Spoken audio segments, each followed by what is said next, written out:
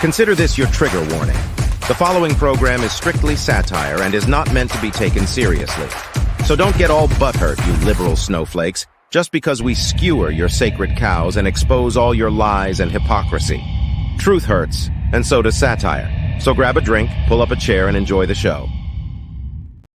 All right, everybody, welcome back to the Prepared Mind channel. It is Sunday Night Live, and we're in the zoo. Me, you, and the zoo, folks. We've got YouTube here. We've got Subscribe Star here, and of course, we've got the preparedmind.club. What I would say is our premier premium service. We're all here live right now, though. It's a public broadcast. If you want to comment, you've got to be a subscriber. You've got to be subscribed for 10 minutes. Anyways, here's to everyone a big, fat, hot toddy because, well, fighting off a fucking cold. So, it is January the 21st, 2024. About this time next year, January 20th or so, we'll have an inauguration of the next El Presidente. Will it be Trump or will it be Biden Obama? I guess we're going to find out the hard way, folks. But between now and then, a lot of things have happened. In fact, just today, Governor of Florida, Ron DeSantis, withdrew from the race for president and has endorsed Trump. And Trump says it's a great honor. It's a great honor to have that come from Ron DeSantis. And I want everyone to know and understand. I think Trump is an excellent candidate, and I think Governor DeSantis is a fucking incredible governor. Now, both of those guys are extremely competitive. And they both slung a lot of shit at each other, a lot of name calling, like sanctimonious, which I thought was fucking funny. But the real enemy is the Democrats, folks. The real enemy are the rhinos. Right. A lot of shit slinging, name calling. But the outcome, as far as I'm concerned, was a foregone conclusion, short of Trump being assassinated or arrested and held in the DC gulag. So Ron DeSantis had this to say. I signed a pledge to support the Republican nominee, and I will honor that pledge. He has my endorsement because we can't go back to the old Republican guard of yesteryear, a repackaged form of warmed over corporatism that Nikki Haley represents. The days of putting Americans last, of kowtowing to large corporations, of caving to woke ideology are over. Now, that is an incredibly powerful statement coming from someone who just tipped his hat to Trump.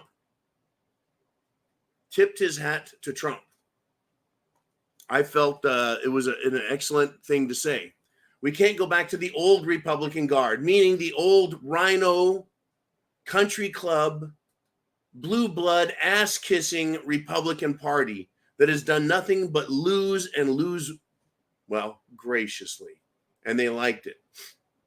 Right? The old guard, as he said, sells out and loves to lose. Now, and he said that Nikki Haley represents that. He is 100% correct. And Governor DeSantis, I think, is also right about Trump being wrong on COVID, wrong on Fauci, and not seeing that a trap was set for him. He made statements to that effect. He chose wrong on Cerveza-Bug, and he allowed Fauci way too much leash to run around and bark at everyone. Okay, and I will add also that the St. George Floyd BLM riots were handled incorrectly from 1600 Pennsylvania. From Seattle all the way to D.C., it was not handled correctly. And I think Trump should have pardoned every single January 6th protester, whether or not they were caught. Anyone who was in D.C. that day protesting and any associated charges with protesting should have been pardoned. Now, let us continue. I wonder, are you shocked? Are you pleased? I think we are in for the fight of our lives in 2024, folks. The fight of our lives. Woo! This is Sunday Night Live. That is the super chat button right up there. If you've got something to say, we will put it on the screen. Hit the super chat button. Get on the screen. We'll make you famous, whether you have a prediction, some facts, a story that you want to discuss. If you've got a famous quote, if you have a reference, political, legal, social, educational, and whatever you want to talk about, this is your chance to address America. Because a lot more America tunes in than the numbers down below would indicate. Right down there. Those fucking numbers. In that little box that says how many people have watched, it is a fucking lie. Now, having said that, they don't want me and you to think that we have a loud voice when in fact we do. We got a super chat donation from Chin Music. Thank you, Chin. It's a $53.08 super chat donation. You know what that means? That means it's a 308, which is well, a great round. Combined with $50 and $50 buys an 18-year Glenfiddich. And I'm drinking this for medicinal purposes.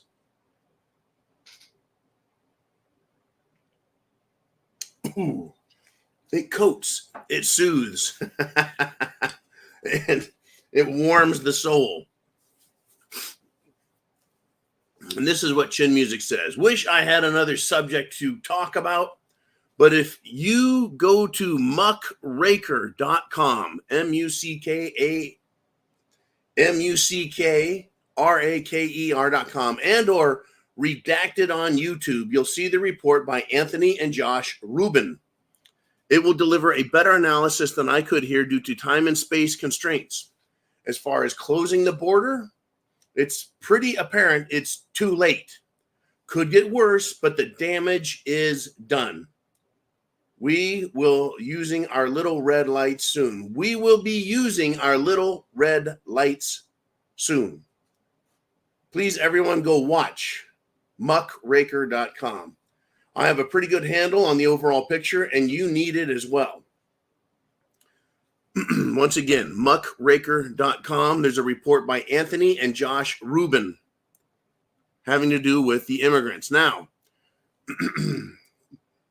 Chin Music says, we have to win this election, but our survival, we have to win this election for our survival. But as I stated, it's probably not going to help much at this point. Love you guys and pray to whatever God you serve. We need it. Now, I know a few things about what Chin Music is discussing. Let's just start off with the border is a completely jacked up place, completely screwed up. And thank you very much, Chin Music, and great shirt, by the way, about women's suffrage. That's right. Chin Music is extremely concerned about women's suffrage, and he wants them to take it away. All right, let's go with this. I want to kind of just talk about what's going on at the border. We've heard that over 10 million people have invaded this country illegally. They're not migrants. They're not illegal immigrants. They are foreign agents, foreigners, illegal agents. They are aliens. They are unlawfully entering our country. 10 million of them. And Joe Biden has allowed it. While I haven't read the Rubens' report on muckraker.com, I have a good grasp and understanding of how fucked we are over this. I think that we're coming to the end. They have their people here in place. An illegal alien today was speaking to an independent journalist down on the border. And the journalist asked where he was from. And this scumbag, a man who looked to be about 40 to 45, wearing glasses, neat clothes, clean clothes, did not look thirsty, hungry, starving, or hurt in any way. And he said, quote, "You find out who I am very soon," end quote. And he had a lot more to say. He was being a smart ass with the journalist. "Oh, you don't know who I am? I'm bigger than this." But this guy wanted to run his soup cooler. Now, his accent has been said by people who study that it was Middle Eastern, could be Palestinian, but definitely Middle Eastern. Not Hispanic, doesn't speak Spanish. But what happens when they have what they consider to be sufficient manpower, they tend to get loud. They tend to get aggressive, like these clowns right here. When there's one or two of them, they don't say a whole lot. When there's enough of them that they think they can fight, they can intimidate, they can hurt people, well, then they get really fucking loud. This guy coming over the border hasn't been on American soil more than a few seconds, and he takes a very hostile and threatening attitude with a rather, shall we say, disrespectful and jovial tone while doing it.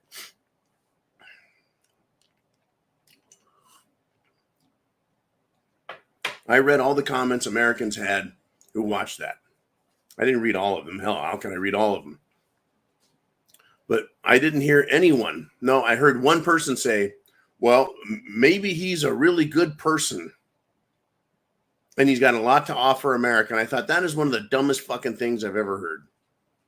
If this guy had a lot to offer America, we would want him and we would have recruited him and he'd have gotten a green card and they would have flown him right to where he was wanted and needed. Sorry. Everyone else is like, that dude should be arrested and thrown out right away. There's millions that need to be arrested and thrown out right away. If this guy has the temerity to start shooting his fucking lips off, it is my opinion that he is among the last of his group. Their, shall I say, the core of their military body is in place. Hence his claim, you'll find out who I am very soon. They have all their people here, folks, and the dumbest amongst them with the loudest voices, the biggest chips on their shoulder, they're showing up in our country.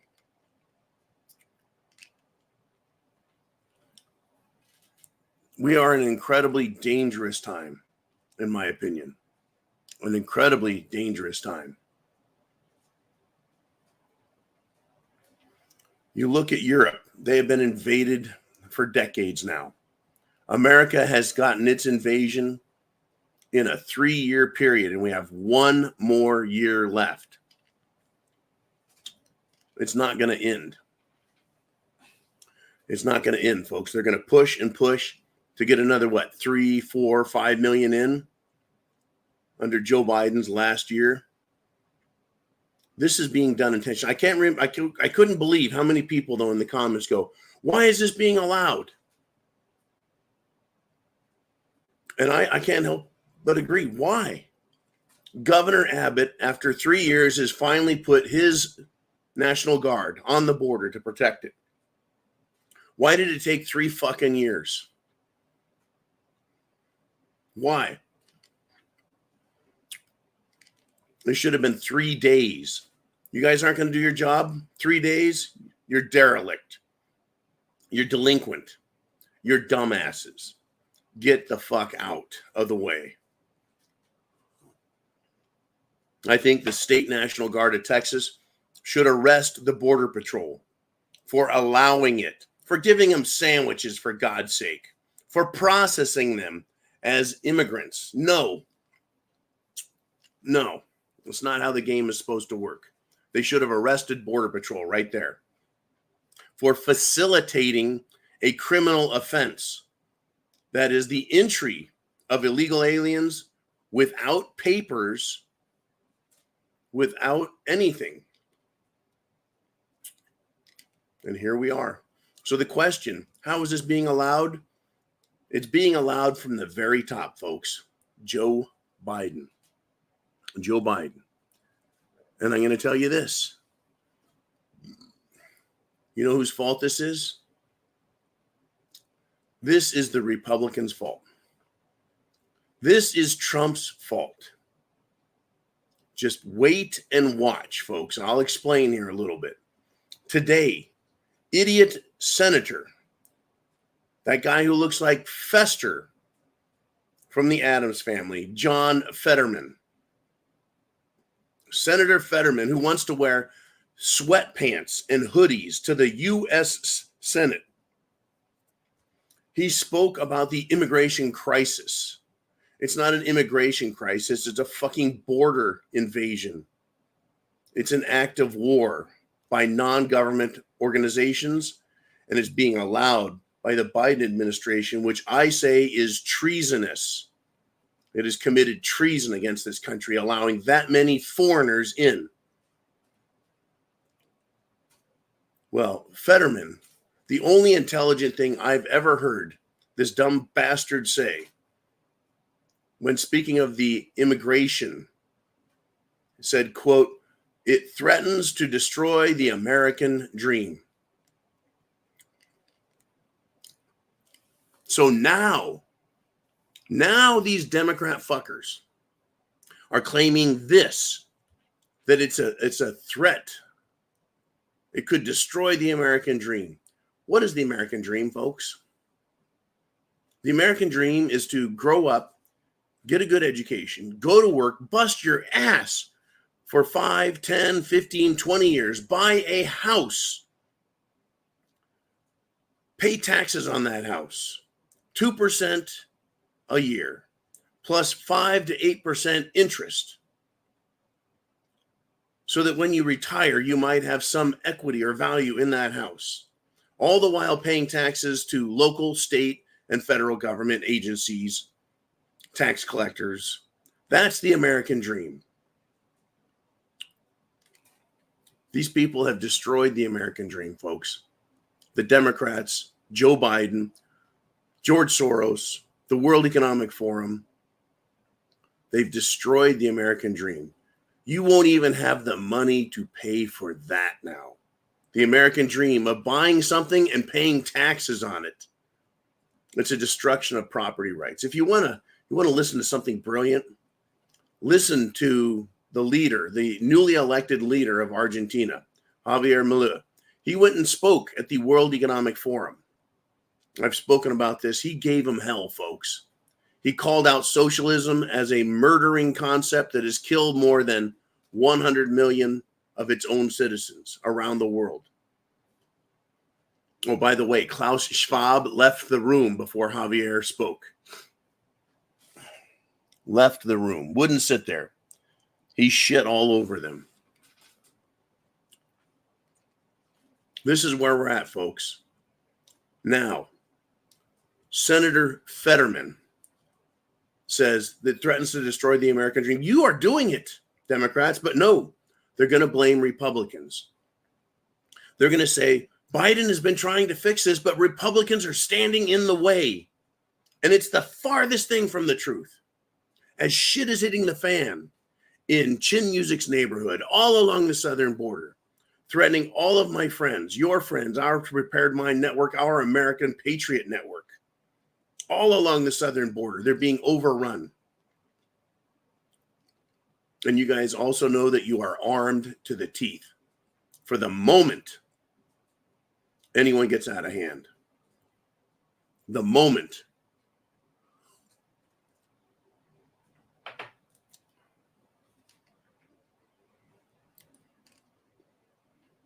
People are being told, folks, by local, county, law enforcement, sheriff's departments, even city councils, get armed get ammunition, and be prepared to be the first responder to any emergency in your area. Fetterman and these fucking assholes are going to claim that the Republicans and Trump are the reason this happened. Just wait and watch it, my prediction on this. Now, I will blame the Republicans to the extent that they did nothing real to stop the invasion. They just sat around and whined if they did anything. Yes, it was clever for Governor Abbott to plane fly as well as throw on buses immigrants to New York, Washington, D.C., Martha's Vineyard, Chicago, and other out-of-state blue city, sanctuary city places so they could feel the pain.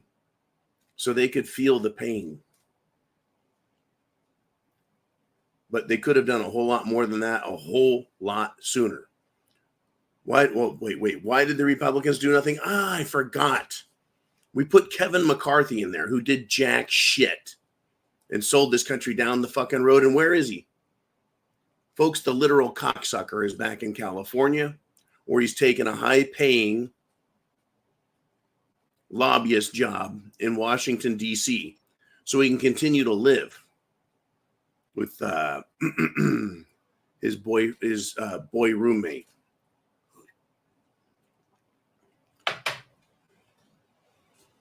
Wait and watch, folks. Hide and watch. This is going to get out of hand, and it's going to get out of hand soon. Anyways,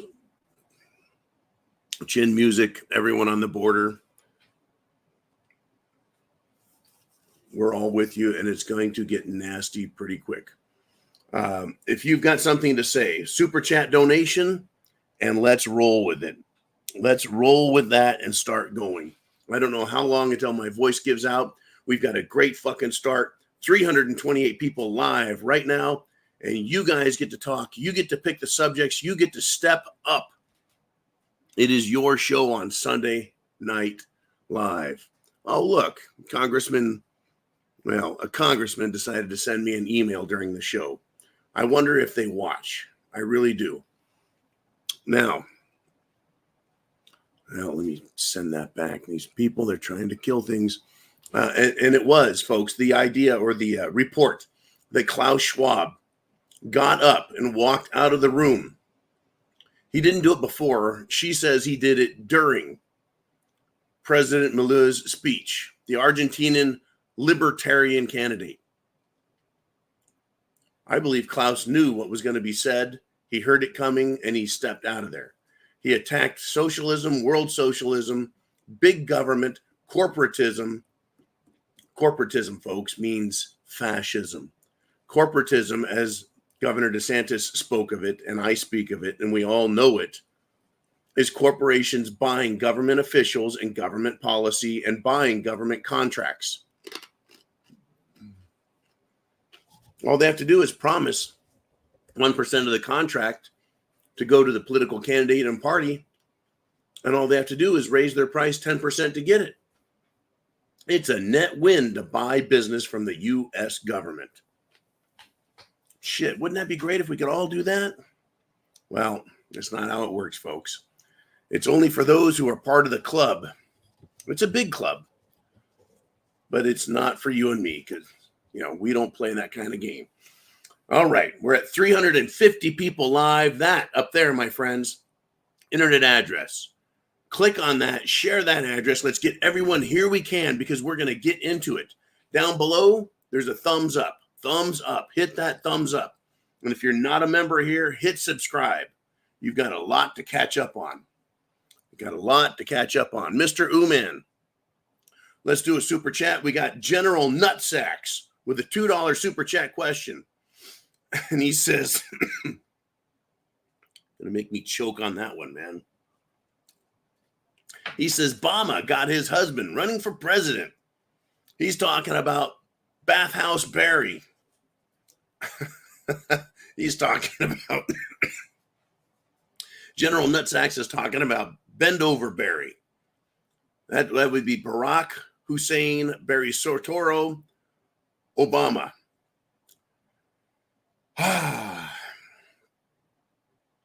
That's right. They want to run Michael, a.k.a. Michelle Obama, as president. They know that Biden is not going to get it, folks. Even this. JP Morgan's analysts, political analysts, say Biden's going to drop out sometime between Super Tuesday and the election. That's not going to give the new candidate much time to campaign. At the same time, that won't give Trump very much time to dig up the dirt that's needed. That said, who else could the Democrats possibly run if Joe Biden needs to drop out for health reasons? Do your research now. Hey, Trump, Michael Obama, Michael Richardson. There's your fucking clue. There it is. Do your opposition research now. Have it ready. Gavin Newsom, same story. Same story. He's such a weak, stupid candidate.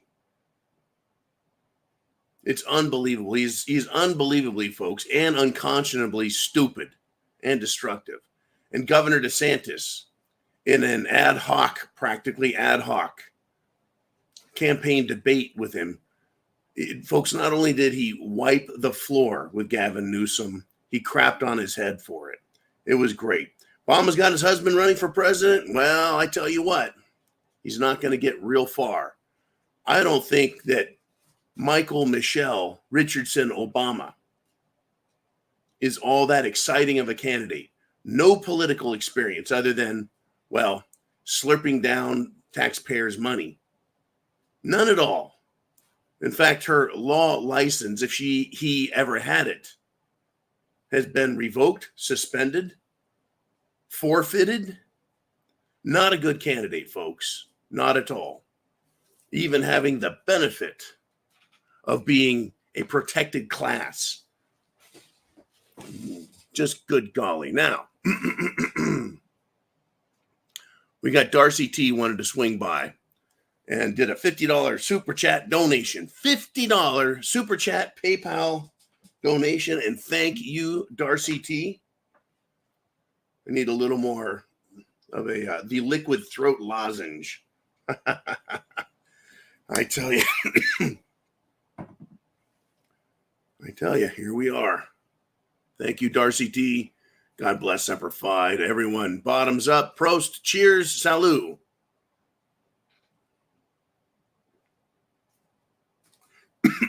Woo. Got some kick. And Darcy says, good evening, John. No question tonight. Just a few bucks for the coffers. Salute. I tell you, thank you, Darcy T. The coffers. The pantry and back, loaded with tuna fish, loaded with Spam, and loaded with scotch. That's a good thing to have. Thank you very much for that great super chat donation. Okay, where else have we got? Where do we want to go next? Nancy Cake checks in. Pow! Super chat donation of $10 right there. Everyone, Nancy says this. It's good advice. Take care of yourself, John, and thanks for all you and the Prepared Mind family do for us.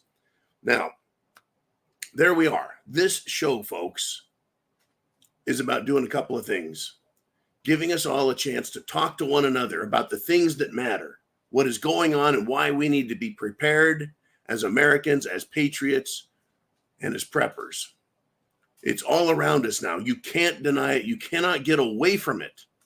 You can't. You cannot get away from it.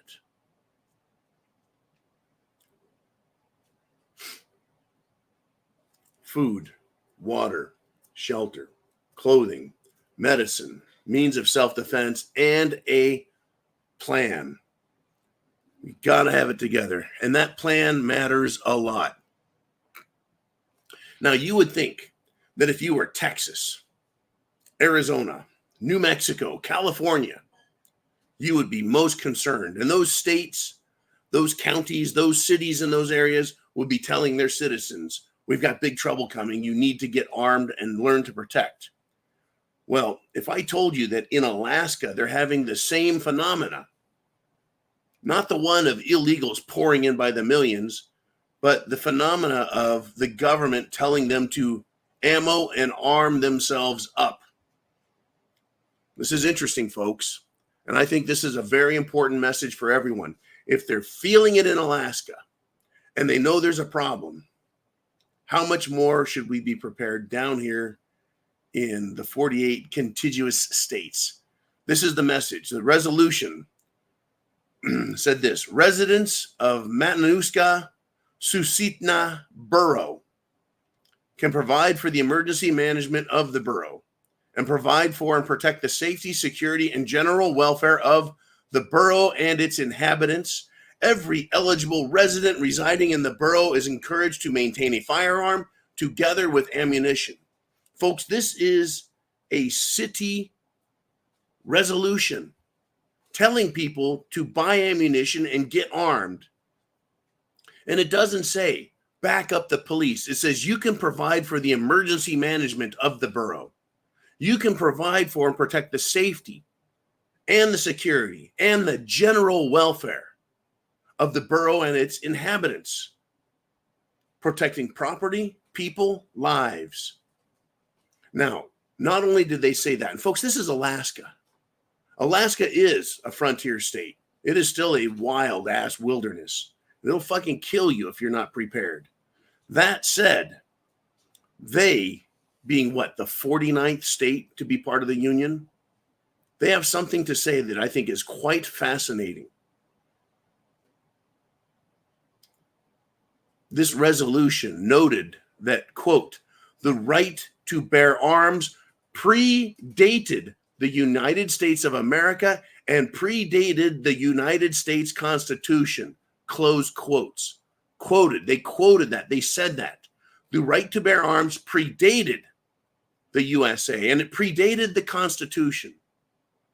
The resolution went on to further state the Second Amendment to the U.S. Constitution restrains the government from infringing on the pre-existing right to bear arms. Once again, this fucking town, it may as well be Prepared Mindsburg because it says things I say. Your rights predated, are preeminent, are sovereign and superior to the Constitution. The Constitution doesn't grant the right to bear arms. It recognizes the right, and it further restricts the government from infringing, shall not do anything to us, right? The right to keep and bear arms shall not be infringed. And this borough, Matanuska Susitna Borough, they had some names up there, boy, in Alaska. Now, what gets me is Alaska, are they feeling the pinch like Texas, Illinois, New York, or California? Are they feeling the communist, socialist, corporatist pinch that Washington, Seattle, Massachusetts, or Connecticut are feeling? No, it's wild fucking west up there, isn't it? At least you think it is. Understand, folks, when shit goes down, when all the problems, right, kick off and law and order flees south, you and I are going to have to defend ourselves, our families, our communities, our neighbors, our neighborhoods, our, us. And when all the fucking dust settles, we're going to go back to the government and say, our rights predated you, the government failed us. You are restricted. You have very little authority. You have very few powers, tiny powers. You're supposed to defend the fucking border, defend American interests, and defend us Americans. I tell you, folks, I tell you, it's coming. God bless Alaska. Those are some tough fucking people up there, folks. Now, I've got some more to say, folks. I got some more to say. And I think you and I are in good company in discussing and covering this material.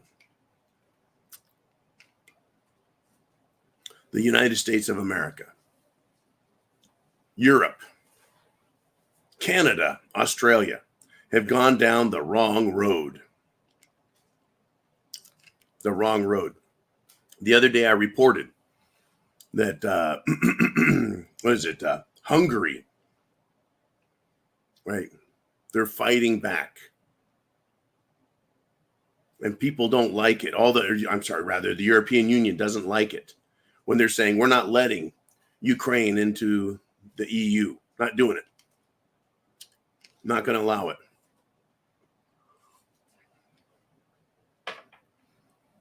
This whole woke attack, bringing in illegals, bringing in the fruitcakery, this woke shit, it is off the hook. It's off the hook, folks. And it's being shot down and it's being attacked. This woke crap. And you and me need to continue to speak up and use our First Amendment right to not only criticize politicians, our public servants in law enforcement at the federal, state, and local level. We need to continue to criticize everybody, including our political neighbors like Canada and Australia when they fuck up. Our country is jacked up too, by the way. So, up in Canada, they had a UFC fight. And look out. Look out. A Canadian reporter, folks, decided to criticize the comments of the champ, one of the champs. And they asked Dana White, who is the owner of the UFC. And this idiot reporter asked Dana White why he doesn't silence, leash, or control people, his fighters. Well, first off, Dana White called this guy out and said he doesn't silence, leash, or control people's thoughts or their speech. Well, this actually kind of lit up the fighter who came back, and he was attacked by these stupid ass reporters, and he got plain old nasty. And I want you to hear what this guy had to say, because we need to take it to heart. If this fighter can sit in front of the press, national press coverage, and say the shit that he said, and I'm going to tell you what he said, then you and I should have the courage in our lives, whether it's family, friends, co-workers, in public, stand up for what's right. So, this fighter named Strickland doubled down, and he addressed his past commentary about gays and Bud Light. And here's what he said. This is a quote. Here's the thing about Bud Light. 10 years ago, to be trans was what?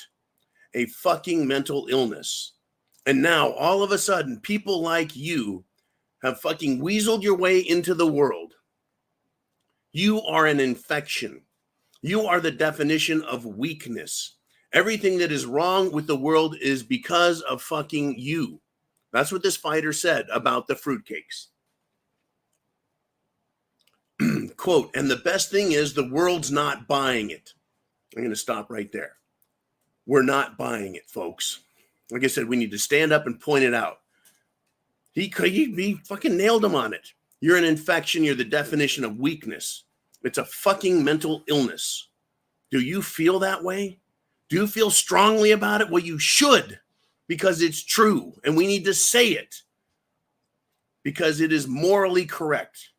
And I'm glad these fighters in the UFC have the balls to say it.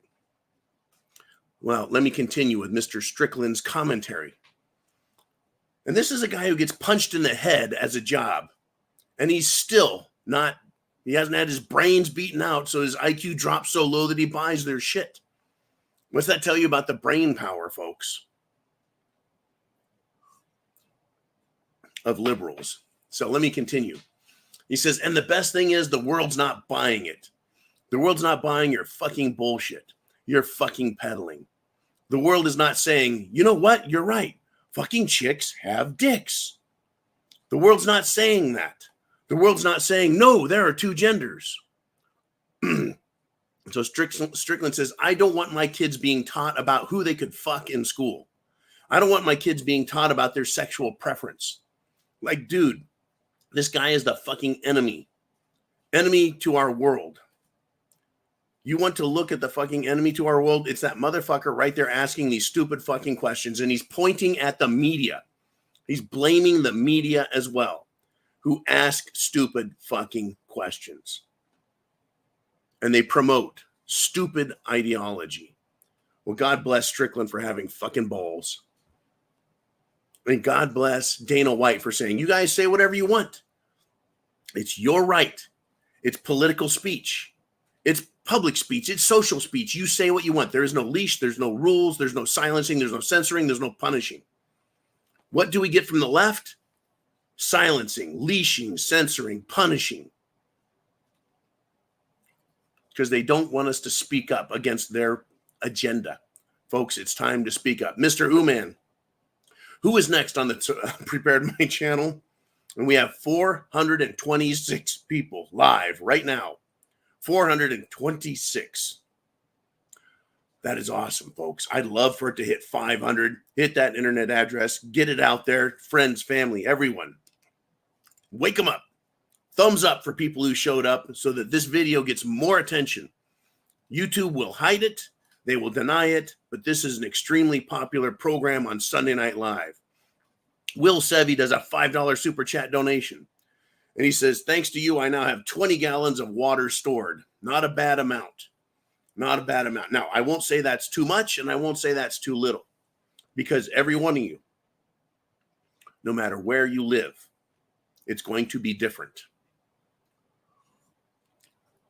Water availability is a big deal. Some people have a lot of water, don't need to store any. Hardly. Right. Some of you have no water. You better have the ability to store a lot when you can get it. You need to have the ability to, shall we say, sanitize the water, if not purify it. Water is extremely important. It comes right after food. Food, water, shelter, clothing, medicine, means of self-defense. I'm now seeing in my news feeds articles about medical kits and having prescription drugs to care for yourself. I should say, thepreparedmind.club, C-L-U-B. At thepreparedmind. One second. At thepreparedmind.club, we have links to all these products. We warehouse nothing because, well, we're flat fucking broke. You guys are supporting this channel with your super chat donations, supporting us guerrilla style. We don't have a warehouse full of goodies, but you can go there and get links to the places and the products that we say work. We've tested them. We've looked at them. We've shopped them around. We found the best products, the best prices. The world's an imperfect place, folks.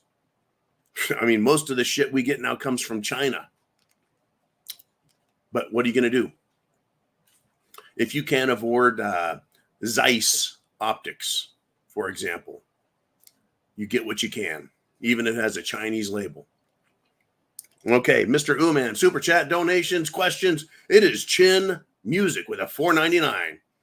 And he says, ScrewTube is censoring super chat language. You bet it is. You bet it is, brother. They're going to stop you. They don't want you talking. They don't want you talking. I'm surprised I'm allowed to say the shit I say in all truth. I'm surprised that they haven't shut this channel down and blacked it out. They've done it in the past. They no longer, folks, are taking videos away and giving strikes. You know why? Because they're losing too much money. They've now got to a point where they can't remove everybody and everything because it is punishing them too much. Too much. So they'll take the money away from me. They'll take it away from Mark Dice. They'll take it away from JP. Folks, there's huge channels with millions of subscribers. We're only, 80,000 plus. But there's even bigger channels. The enormous channels are also feeling the pinch because they're just saying, you can keep your videos up. If it's too much, we'll just take it down. But you don't get a strike. And what they're doing, folks, on this channel, they'll run advertisements so they get the money and they keep it. They're a bunch of thieves. fucking YouTube is stealing money from everybody. So thanks to you for supporting, but they're going to try and silence you also, Chin Music. Everyone else, do your best to get something on there, and I will translate it into language that everyone understands, right? You don't have to go too crazy with your codes. Put dots in between letters in a word so it can be read, but it won't look like a complete word. Kind of like S period, H period, I period, T period. I can see that spells shit. And it is hit the fan. All right, 45 minutes into the show, and Carport Carl kicks in with a $4 super chat donation. And he says, Happy New Year, John and subscribers. Thank you very much, Carport Carl. He's been here for years and years. In fact, a lot of you guys have been here years and years. A couple of you, the whole fucking decade, as we go into our second decade of broadcasting and telling people, get ready for what is coming. Get ready, folks. Now, I've got a story here that I want to share with you guys. Thank you, Carport Carl. Thank you, everyone. This is huge. Well, fuck, everything I've got here is huge. Absolutely freaking huge. Let me complete, though, the UFC 297 event that was held in Canada. The crowd there was huge. And they were chanting, fuck Trudeau. Fuck Trudeau. Where was the mainstream media there to go? I think they're saying, let's go, Trudeau. Let's go, Trudeau. Kind of like they did with Let's Go, Brandon. No. What they were saying was, fuck Joe Biden, not let's go, Brandon.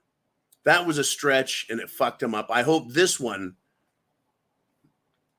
gets grassroots support up in our northern brothers in Canada. And Canada's in big trouble, folks. Trudeau is a sack of shit. In fact, I think that's just what I'm going to call everyone who's in politics. If they're not on the side of freedom, liberty, our Constitution, they're just sacks of shit. All right. I tell you. What do we want? Let's do it. Mr. Uman, let's step on in. We've got another super chat donation. Hey, coming from Canada himself. It is Boomer21 with a $10 super chat donation. He says, hey, what do you think the chances are of a fair election this time? Well, I'm glad you ask. I'm glad you ask. I've got a couple of news stories for you. Oops, nope. That was the wrong one, John. Okay, I do got a couple of news stories. This is a big one. Huge. In the court case in Georgia. Now remember, Trump is being tried, and several of his attorneys have pleaded guilty. They've rolled over like the bitches they are, showed their belly to fat-ass Fannie Willis, and gave up. In Georgia, he's being tried, folks, for election denial or some such crime. Unbelievable. Well, in Georgia, folks, the election expert, the professor of election experts, his name is Mr. Halderman. Guess what he did in court in Georgia for Judge Tottenberg? The professor, folks, with a Dominion voting machine in court, hacked into it right there, using a pin to change vote totals. Pow, bam, mic drop. He proved in court how easy it is. It didn't take rocket scientists. It didn't take the Syrian electronic army or Russian computer hacks to break into the machines and change the votes. There was, folks, 2020 theft of the election. And this professor, this expert, said, hey, watch this shit. Bing, bing, bing, bing, bing, done. Votes changed. So you boomer, you ask, what do I think the chances are of a fair election this time? the chances of a 100% fair election is 0%. We will not get a fair election. We've got 50 states, thousands of counties. I don't know how many counties it is. I'm guessing it's thousands. It freaking seems like thousands. We've got all of these counties, or precincts, if you will. A lot of them are going to continue to cheat.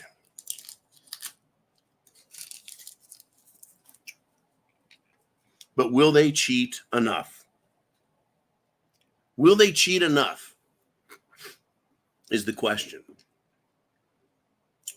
If Trump has a 10% or 10-point lead, can the Democrats cheat enough to overcome that differential? And understand, they don't have to cheat in all the states. The Democrats own California. The Democrats own Illinois. The Democrats own New York. They start every single election, folks, knowing they have that many electoral college votes in their favor. Imagine starting a fucking foot race, you and I. It's a 100-yard dash. And we look down the fucking 100 yards, and at 50 yards, the Democrats are standing there. And we have to run our asses off. They start the race at the same time, and somehow Republicans manage to outrace them and beat them to the 100. And a lot of times the Democrats win. Because not only, folks, do they start at the 50-yard line of a 100-yard dash, they cheat all along the way.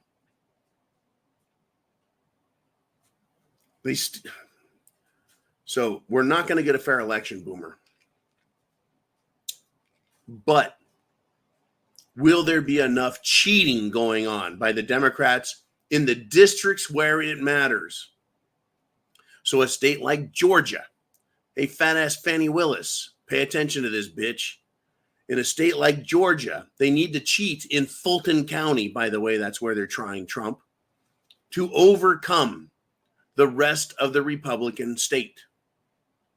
If you look at the map, folks, of Georgia, broken down by counties or, shall we say, districts and precincts, you will see that over 90% of it is red, Republican, patriot. The rest, these little dots, are blue, but they cheat enough in them to overwhelm everyone else. Fair election? No. Can the Republicans, me and you, win with a Trump victory? The answer is yes. Yes, it's possible. It's a good damn chance because nobody is excited. Mr. Uman weighs in and he says, my biggest concern is that everyone starts screaming, red wave, again. And then our side doesn't think they have to go vote because we got this, right? The cockiness, the assuredness. People need to be reminded, Uman, that voting, is not something you do in the primaries only, and that we got this isn't the right attitude. If anyone had that attitude and didn't vote, they're probably scratching their heads, looking back at 2020 and going, oh, shit, made a mistake there. There is no doubt everyone needs to get out and vote. And if you want your vote to count even more than one, I'm not going to say go cheat. What I'm going to tell you is go stop those Democrats from cheating. Because every time they add another 1,000 votes, another 1,000 votes, another 1,000 votes, guess what? It waters down the value of your vote. Just like inflation, when the Federal Reserve prints all this cash, now all this extra cash is out there, and it waters down the value of your currency. So that's your inflation. That's your $5, $6, $8 a pound hamburger when it should be $2. This is the fight we're in. Red wave, fine, call it what you want.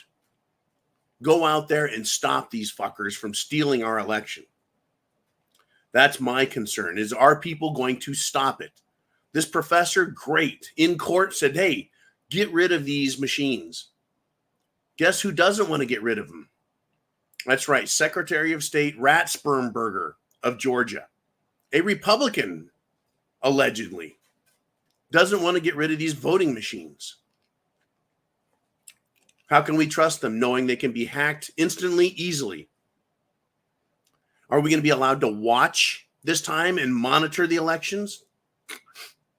Or will they claim, oh, there's a flood in the bathroom, so we need to evacuate the voting center where we tabulate votes and put cardboard up on the windows so they can't be watched? So they can run votes through a machine 2, 3, 5 times.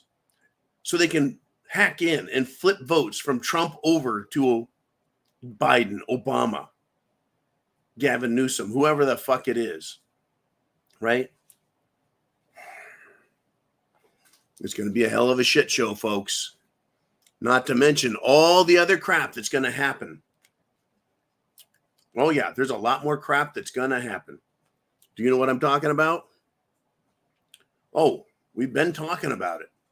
We have been talking about what is going on out there. We've got illegals pouring across the border, half of them looking like they're militants from nations other than, well, Latin nations. Well, there's plenty of those. Plenty of drug cartel-looking sacks of shit coming up from Mexico, Nicaragua, El Salvador, Panama, Venezuela, name it, Honduras, name it. Plus Chinese, plus Russians, plus Middle Easterners, plus North Africans. We've got them coming. And then we have our own domestic fruitcakes, like Antifa and Black Lives Matter, which is a homosexual, transgender, Marxist group.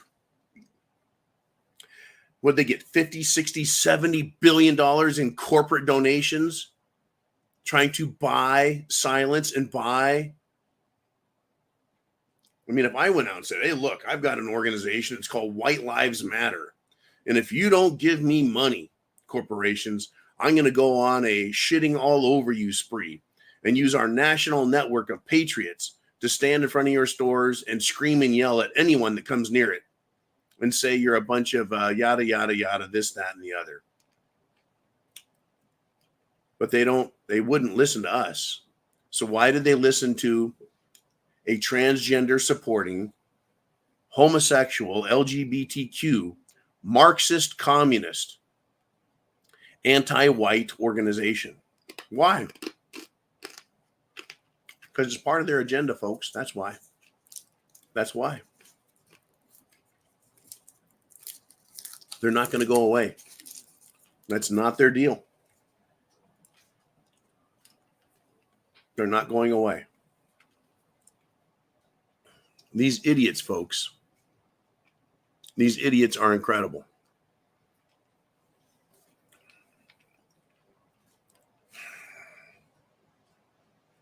When I say that they're going to blame us,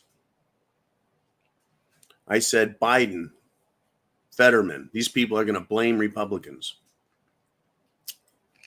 Now, the lying sack of shit known as President Biden has actually publicly admitted that the open borders aren't safe for Americans. And he claims Joe Biden, is going to take action. That's what he claims. Biden shot off his lying pie hole, folks. He said, quote, now the question is for the House Speaker, who is Mike Johnson, MAGA Mike Johnson, and the House Republicans. Are they ready to act as well? They have to choose whether they want to solve a problem or keep weaponizing the issue to score political points against the president. I'm ready to solve the problem. I really am. Massive changes, and I mean it sincerely. Now, after 3 years of him lying and bullshitting, 3 years of intentionally allowing in over 10 million illegals, after 3 years of ignoring the fact that these could be terrorists, militants, cartel members, etc., after 3 years of allowing that, never visiting the border or the people being abused by his illegal, derelict refusal to do his job of protecting our nation. He, Joe Biden, now admits that there's a problem? Really? He is admitting it, folks, for the election season to start. He's challenging the Republican asswipes in Congress as if they were the real problem. But asswipes, folks, yes, asswipes. They should shut down the government every time and any time the president refuses to uphold his sworn duty with regard to anything, especially our southern border. There's no excuse for the abandonment of the constitutional rights of January 6 prisoners who are still in prison, period. The Republicans have ignored them. They've ignored the southern border. They've ignored too much. They've allowed the war in Ukraine to continue. They've allowed it. They've funded it. They've allowed Biden to just throw money away. Piss it away. Did you know that everything in Ukraine is even worse than I thought? Even worse than I imagined?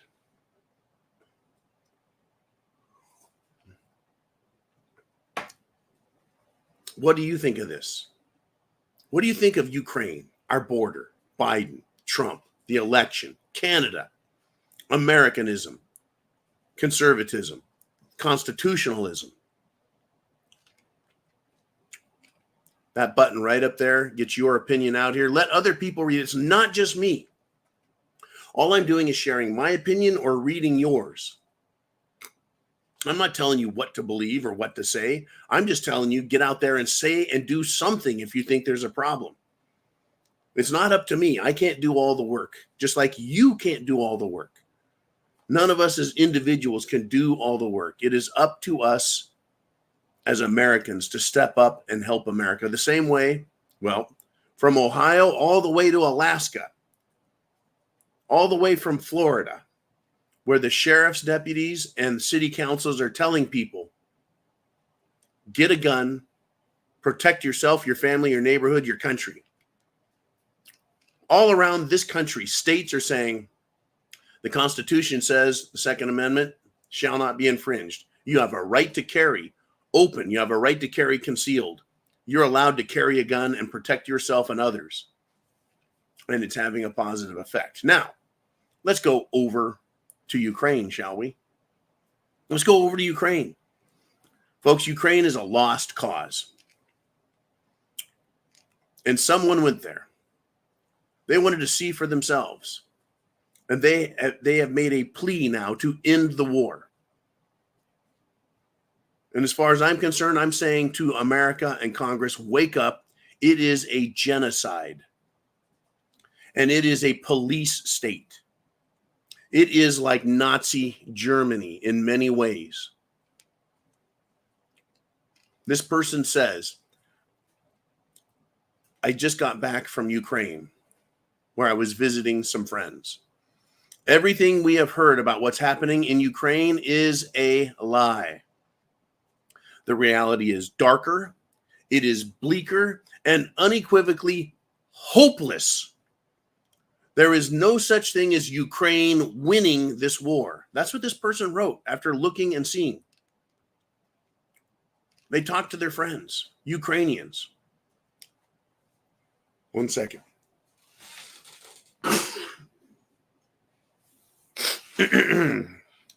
This person continues with their plea, speaking of their friends in Ukraine, who says, by their estimates, they have lost over 1 million of their sons, fathers, and husbands. An entire generation is gone. Even in the Southwest, where the anti-Russian sentiment is long-standing, citizens are reluctant or straight up scared to publicly criticize Zelensky. They will go to jail. That should tell you all you need to know, folks. We've been told it's 500,000 Ukrainian men have been slaughtered by the Russians.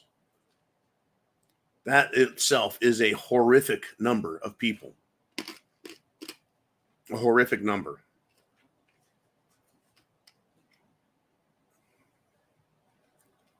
I call it genocide.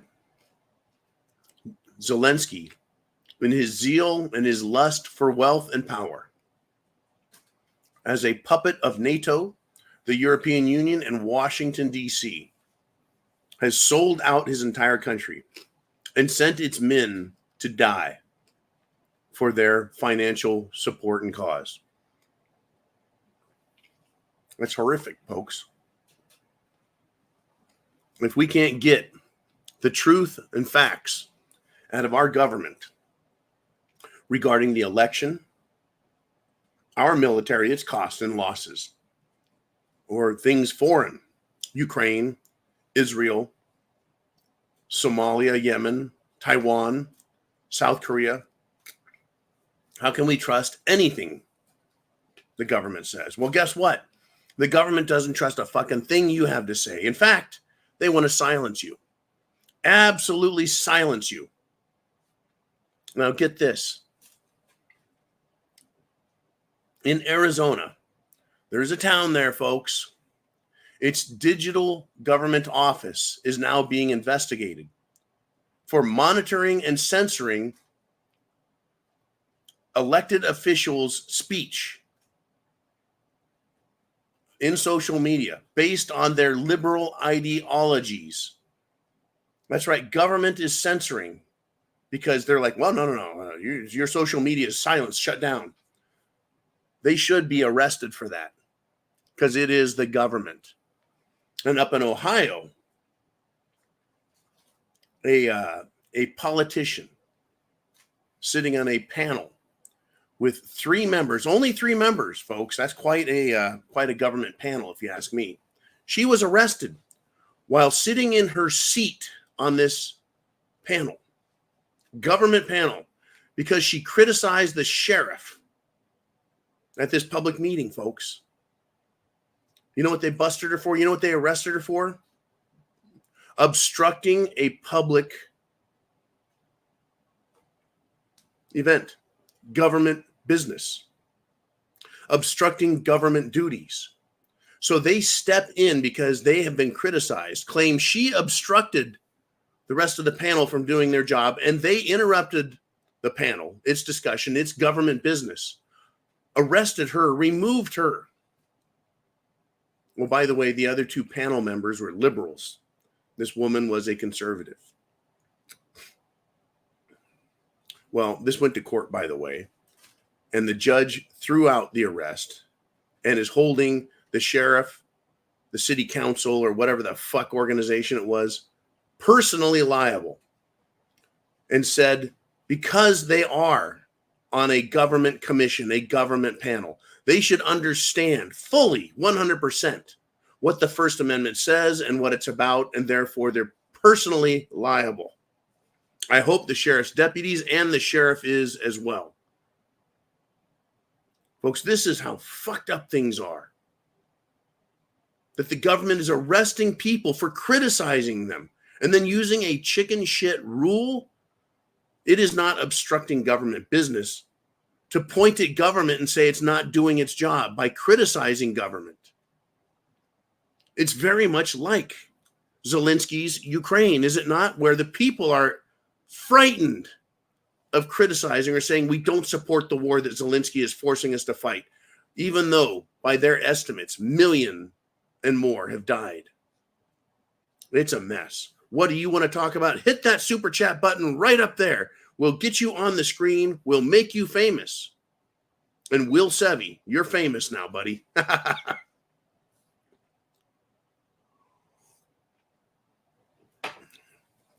$5 super chat donation. Thank you very much, Will. And this is what he has to say. It is a question. I'm about to impulse buy a bang tool. Should I do it? Now, I cannot tell you yes or no. I don't know if you're a convicted felon. I don't know if you're prohibited from purchasing a weapon. So I can't say yes or no. I can tell you what I want to do.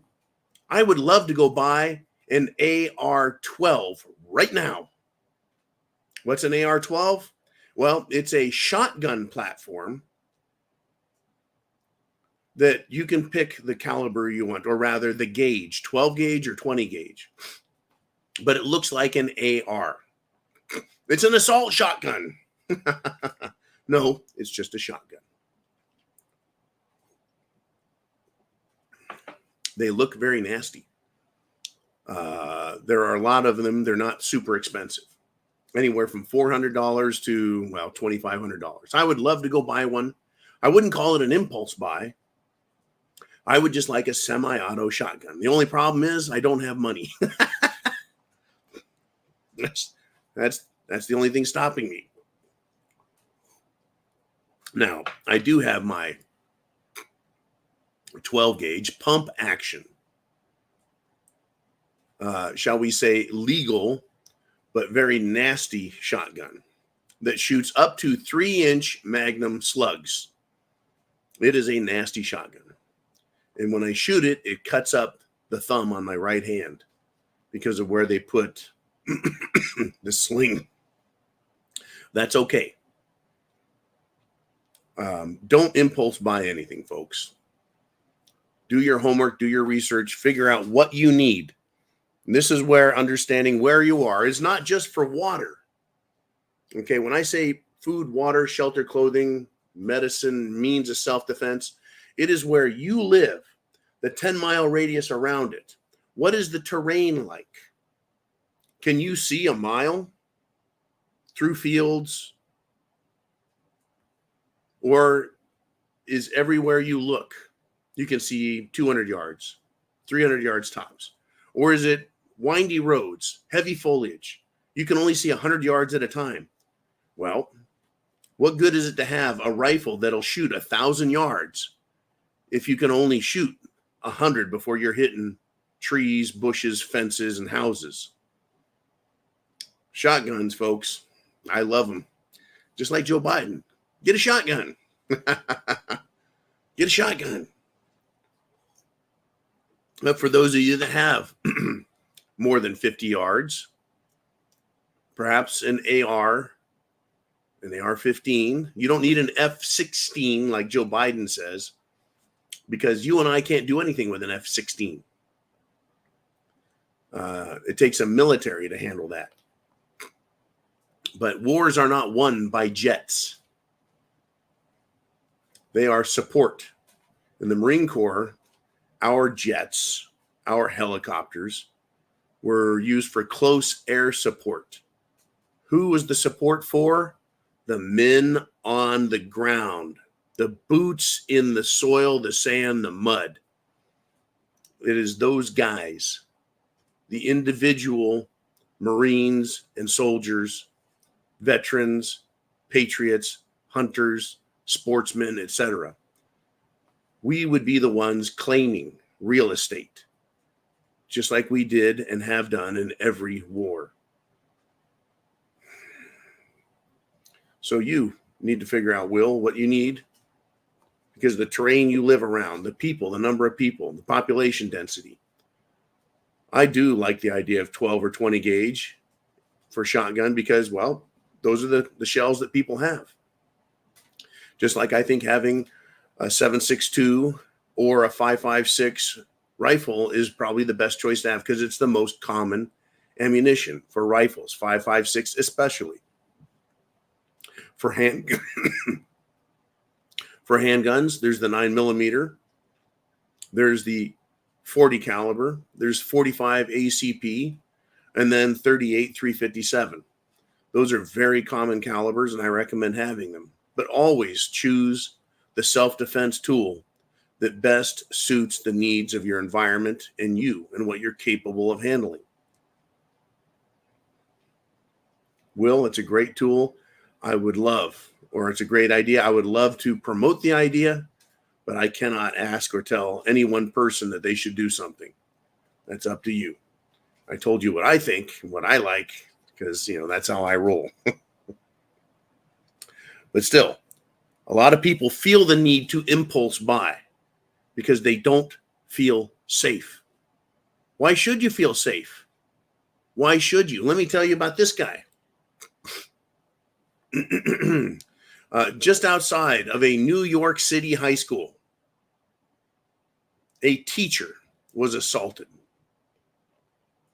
A teacher was assaulted, folks. A 59-year-old teacher was assaulted. 6 thugs, 6 armed thugs, at least 1 or 2 of them were armed, probably all of them. They pistol whipped this old guy, 59-year-old man. They carjacked his BMW, and they stole $7,000 from him. I don't know how the hell or why he was carrying $7,000, but he was. Took off with his BMW, stole $7,000, and beat the living shit out of him. By the way, this 59-year-old teacher in New York City was a veteran, a military veteran. What does that tell you?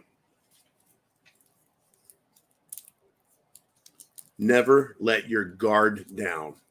Always be aware of your surroundings, the people, the situation, the environment, avenues of approach. You should be thinking of ambushes, avenues of escape. And should you or should you not be packing heat everywhere you go all the time? Well, I think those answers are now self-apparent. They're self-evident. The thugs are arming up as well, folks. They're showing up in greater numbers. They're cowards. They're absolute cowards. When they would rather attack somebody, take advantage of them, rob them, screw them, than go out and earn money themselves. I don't know if they knew this guy was 59. They knew he had a BMW. I don't know if they knew if he was a veteran or not. But it's up to us. And folks, cities, townships, burgs, boroughs, counties, and even states are saying, get armed. One of the issues, one of the major issues is this.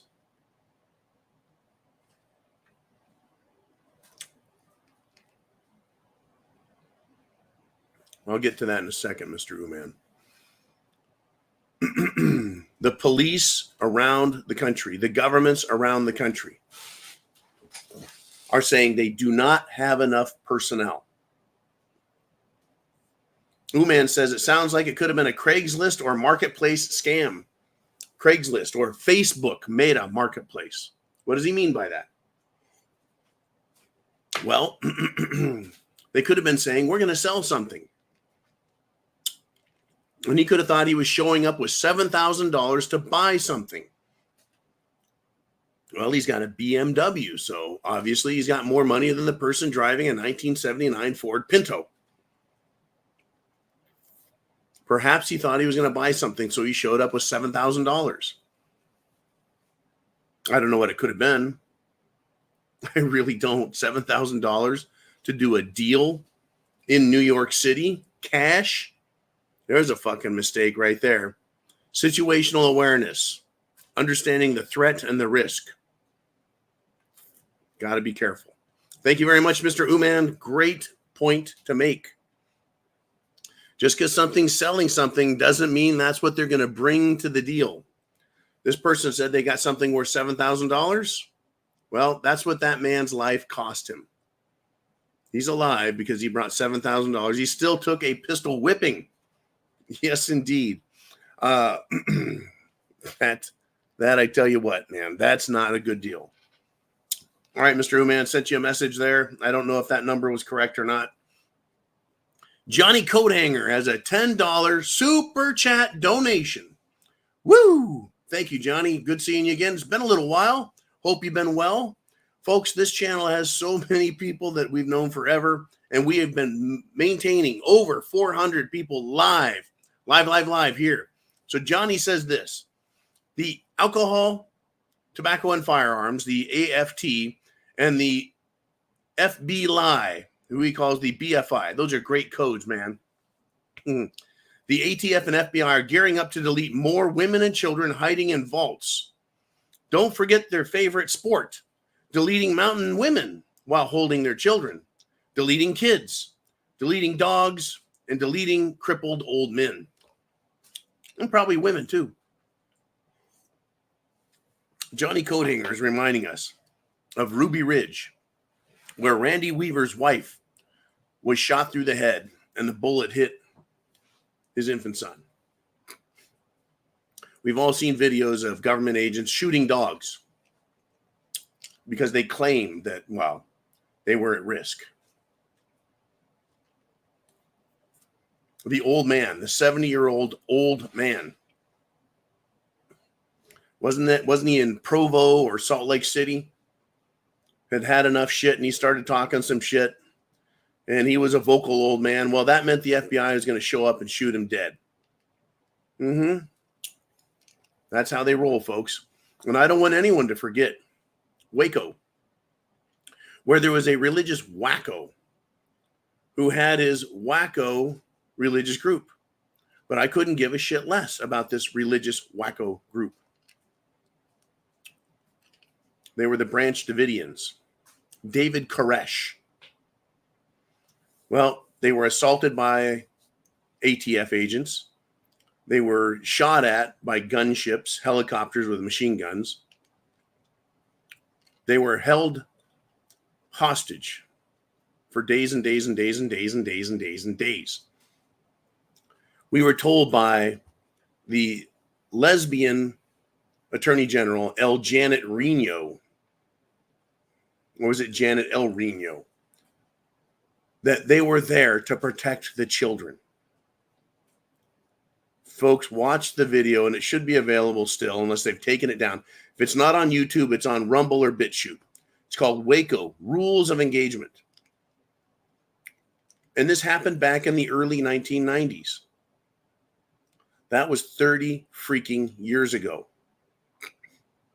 The government then, same with Ruby Ridge, has been willing to murder and kill Americans to enforce what they call their rules. Since then, guess what?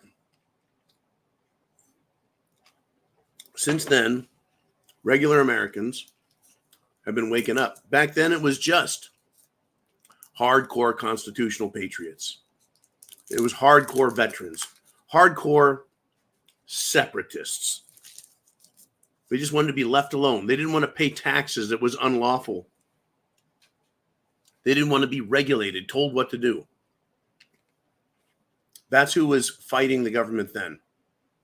There was a militia movement, a Second Amendment movement. That's right.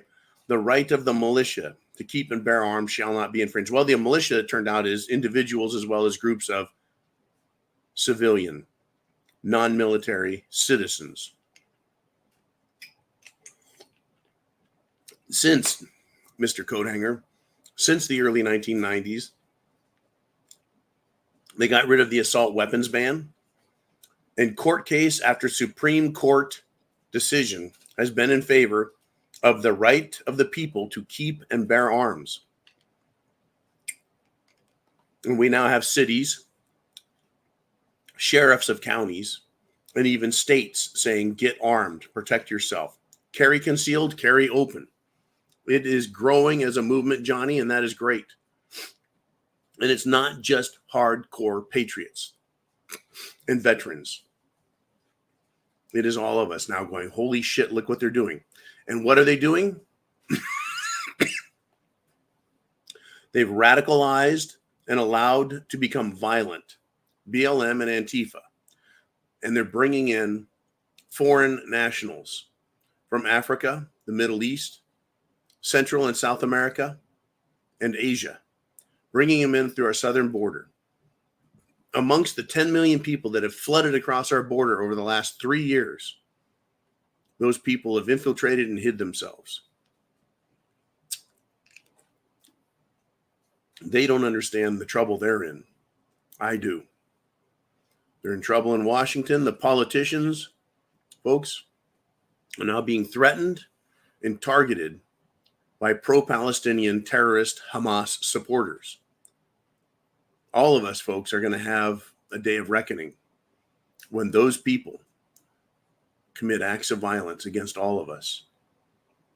They're going to attack America individually, people they don't like, and they're going to attack us collectively, meaning anyone they see. And we're going to have to find out who they are and make sure that they don't hurt anyone ever again. Hell on earth. Mad Max, if you will. Thank you very much, Johnny Coathanger. Appreciate that. Mr. Uman, who is up next? Who wants to stand in the hole and tell it like it is? And it is Michael Sellers. $4.99 super chat donation. Pow, you hit that button up there, you get a question right down here. Michael says, arm up, everyone. Floyd on deck.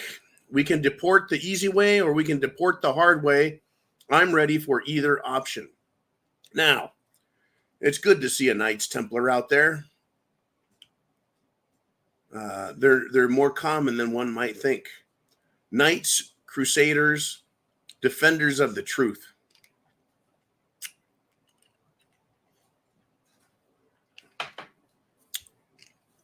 President Trump, as part of his campaign promise. That's right. He has promises and a platform. President Trump has said that when he is elected and he is sworn in as the president, the very first thing he is going to do is start the largest deportation effort in the history of the country. You know what that's going to mean? Every last one of these scumbags that is here illegally is going to send money to China for fake bullshit documentation, from driver's licenses to birth certificates, and claim that they're Americans. That's what they're going to do. Oh no, I was born in this country. Hey man, I've been here for 50 years and I'm only 40 years old, eh? That's what it's going to be like. These people are going to assault, attack, and murder people. Not all 10 million of them, folks. I'm sure a few of them have good hearts, but every last evil bastard that's here. All right, let's keep going. Thank you, Michael. Great donation, great question and topic. Let us continue. Boomers back with another $10 Canadian super chat donation. And he says this: Western nations like mine without the castle laws. That's the castle doctrine, or the defend your castle. Western nations like mine without the castle laws and have open borders will fall quicker if Brandon wins. Well, that's the threat, isn't it? That's why we need to win this election. Now, if the Democrats, whether it be Gavin Newsom or Michael Obama Richardson or even Joe Obama himself, if they win, they will not shut down the borders. They'll just say basically, fuck you. President Biden in his second term would then say, we have a national emergency. I'm going to rule by fiat. Meaning, since he's the president, he's just going to do whatever the fuck he wants. Now, there's another person who did a similar move. His name was Adolf Hitler. He was elected and he just proclaimed himself the Fuhrer. Congress was disbanded and he ruled as a dictator.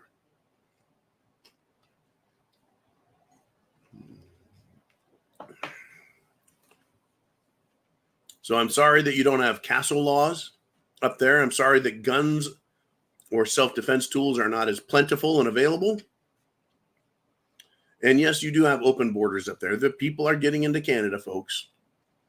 We're flooding into Canada as well as best they can. I don't know how they're getting there, whether it's through Vancouver or through Nova Scotia or through Brunswick or something. I don't know. Just flying into Montreal and Toronto. They're getting in, though. Having a castle law is one thing. Having guns is another. It's going to be a mess, Boomer. It truly is. If Brando or the left wing loses, it's going to be a shit show regardless. Either way, We can either have President Trump in place and fight, knowing the portions of the government are on our side while other portions are not, or we can be in there with Brando. Joe Biden as president again, shooting us in the back while we're trying to defend what's in front of us. It's going to get nasty, folks. It's not going to get better real quick. Whether you're in Canada or Australia, America or England, Scotland, Ireland, the Netherlands, Germany, Poland, Romania, Hungary, Finland, Sweden, Norway, Denmark, France, Spain, Italy, Portugal, Switzerland, Austria. It doesn't fucking matter. Everywhere, these parasites in government are bringing in parasites to suck off of the system. It's not going to be pretty. Not a bit. All right, Mr. O-Man, who do we have up next? We got bam, Johnny Coathanger again with a $5 super chat donation. And he said, land with uranium sold to Russia under the guise of Uranium One, Bundy Ranch and Wildlife Refuge in Oregon. Hillary, anyone? Well, I tell you what, the uranium-bearing property, the corporation known as Uranium One, was sold to Russia. Hillary authorized it. But a company called UEC, it is an American-Canadian conglomerate, bought just a few months before the Ukraine war started. They bought that uranium-producing property from the Russians. So,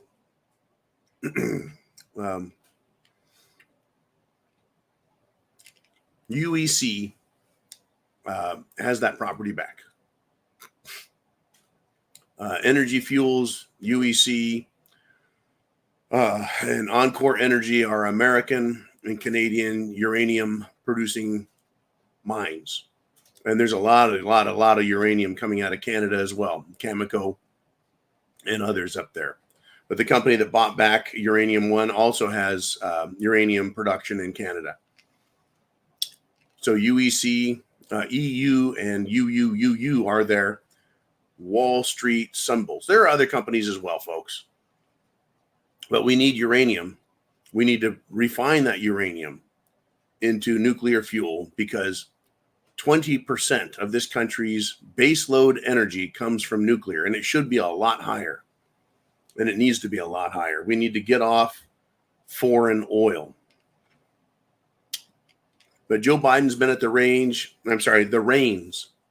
He's had the steering wheel for 3 years. He knows the problems we're having, and guess what he's done to fix it? Not a fucking thing.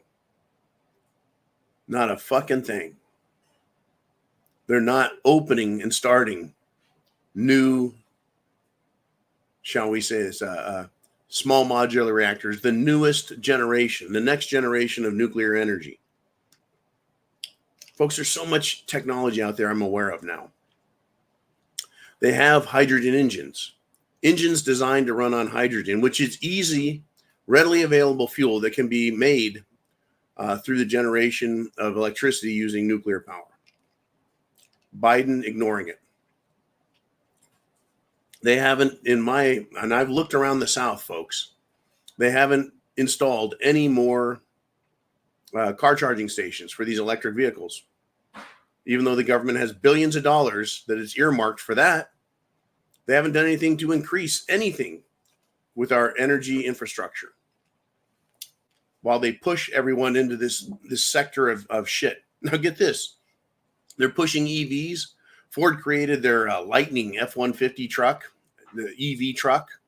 They have now said they're going to get rid of it because no one fucking wants it. Could it be because it's an inefficient machine at that size? Yeah, that's why. And because no one wants it, it's too expensive. Yeah, and there's no charging stations publicly, of course. How are you going to travel anywhere with a truck that can only go 50 miles per charge? It takes, well, an hour to 2 hours to do the charging. So you can drive 1 hour and then hopefully charge it. Who's going to do anything with this truck? That's it. I'll tell you what, as far as the Bundy Ranch Wildlife Refuge in Oregon, that would be the federal government trying to take property from people who rightfully have possession and control of it and try and give it to foreign corporations, foreign countries. Yeah, Hillary. That's right. El Clintino. They're all in it for the money and power. Not good people. Not good people at all. Anyways, thank you, Johnny. Mr. Uman. I tell you what.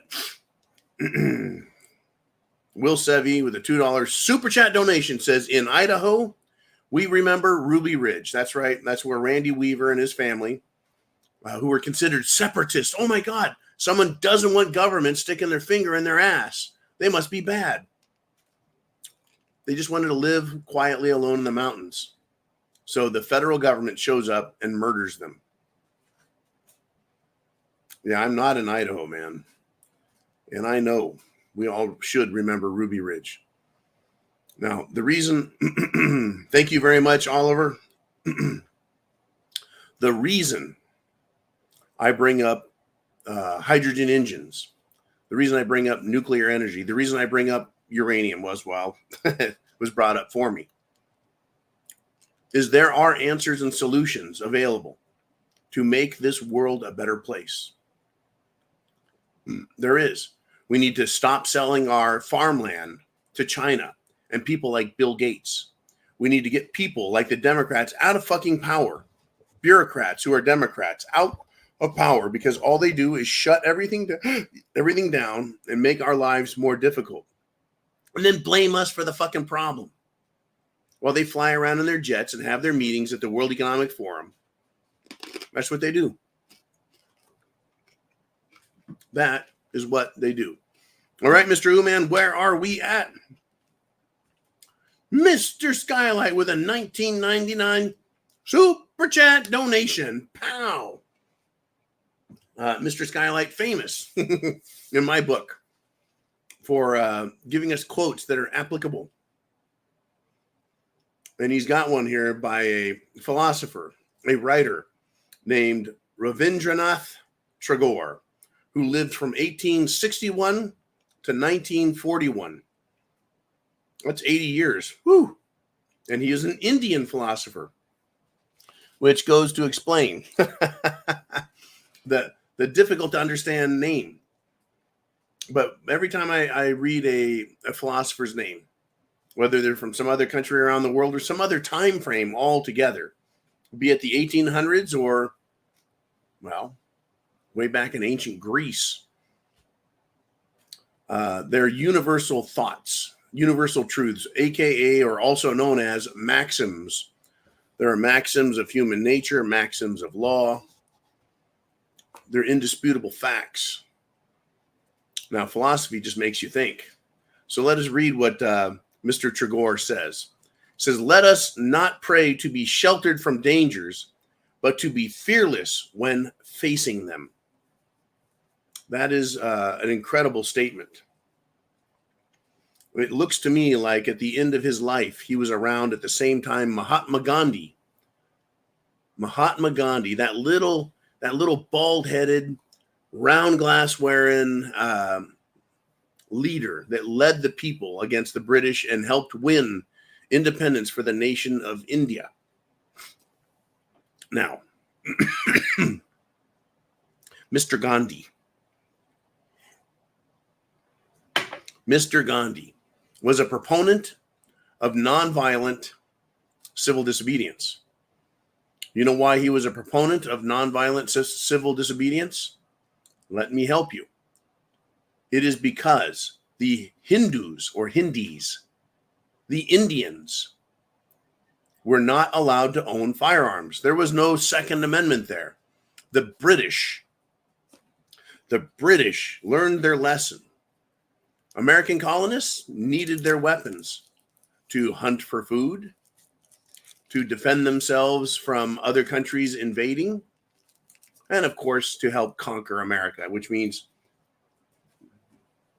steal Indian land and claim it for themselves. I will not romanticize how America gained its foothold and took land from tribes. But I also say this, not every acre of land in America was claimed by a tribe. They had their tribal locations. Think about that for a minute. It's a big fucking country. You think it was covered from sea to shining sea with natives? Not hardly. Not hardly.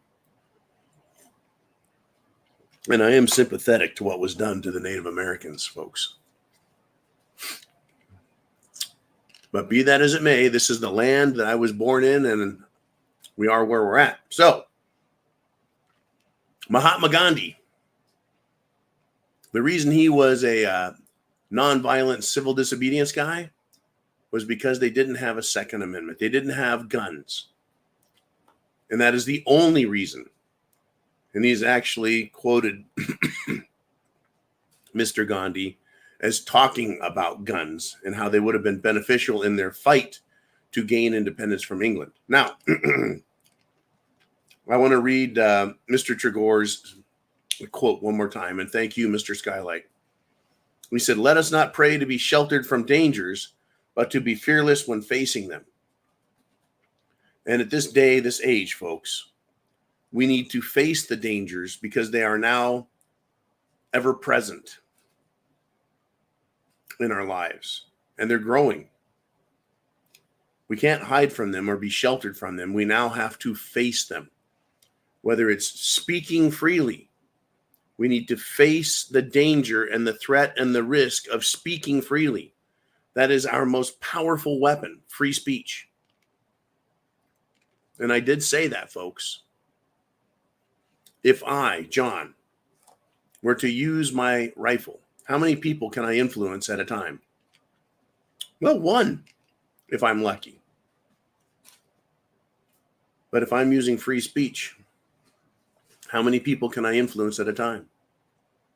Hundreds and thousands and tens of thousands of people.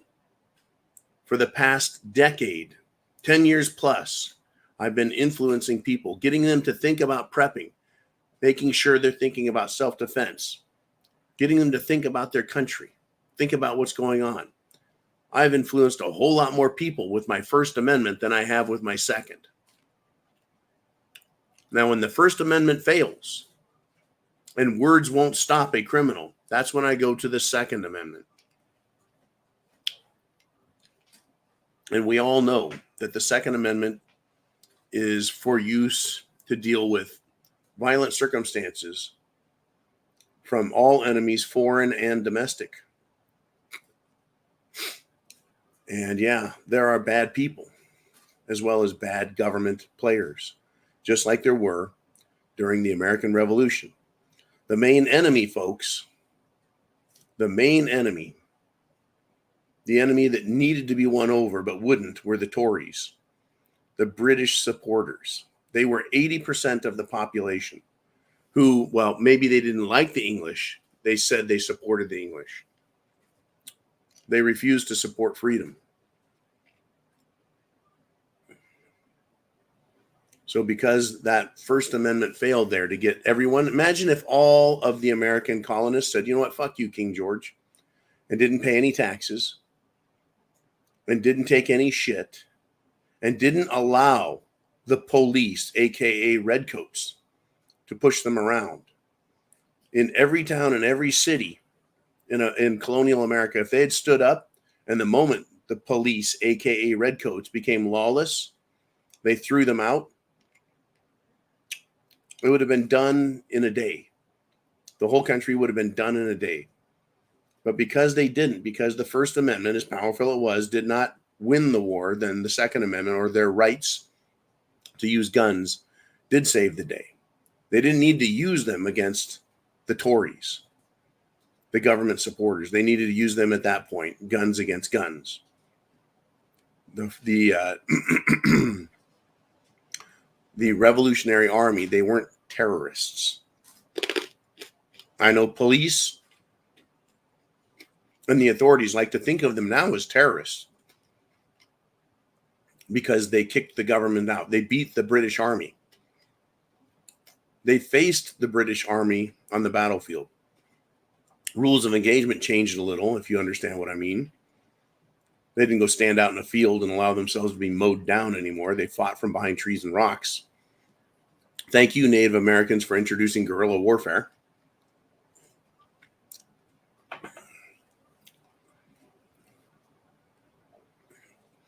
The American freedom fighters didn't kill civilians. That's what terrorists do. They fought against the army of the British.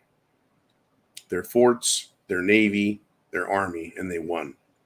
They won their freedom. They won freedom for us. 250 years later, here we are, looking down the same grassy slopes.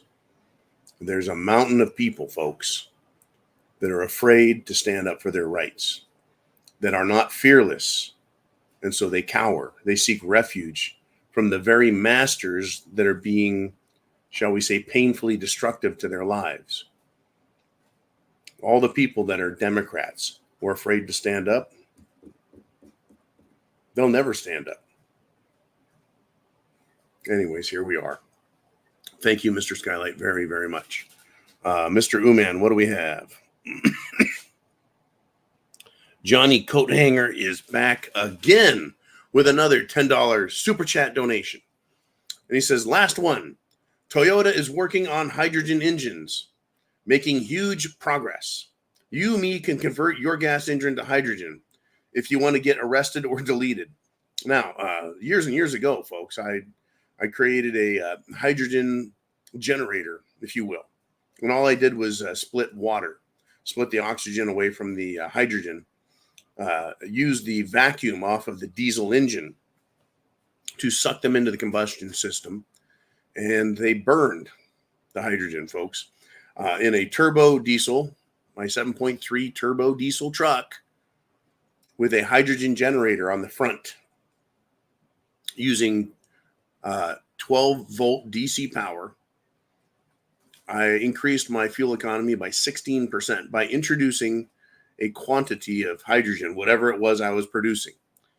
And on my non-turbo or naturally aspirated diesel, I increased 20% plus my fuel economy just by causing, in my opinion, the fuel, the hydrocarbons in the diesel to burn more completely and fully.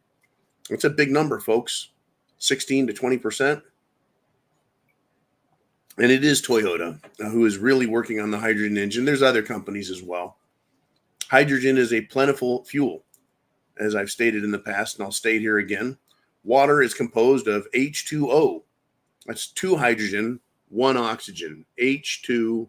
You split them apart, and when you burn them, guess what? They go right back together to water. That's your byproduct of the hydrogen combustion process.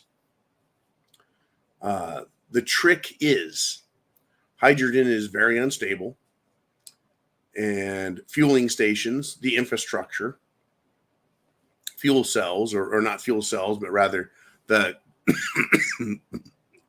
gas tank. You know, a fuel tank full of liquid hydrogen, if you could do it that big, would run your car for years, I believe. But, it's just that world. They're developing those things. The engines are already here. They can burn hydrogen. The engines are already here. That's not the problem. The problem is the rest of it. We can generate it. We can create it. They just need to finish everything else. All right, Mr. Uman, what do we got? Who is here? It is, oh, no. Look out, it is Bonnie Blue with a $49.99 super chat donation. And when you go over $50, it gets me an 18-year Glenfiddich single malt scotch. And this is, well, it is mother's milk. And it is also for medicinal purposes. Thank you, Bonnie Blue. Semper Fi. Godspeed. Peace, love, shalom, friendship to all good patriots and Americans.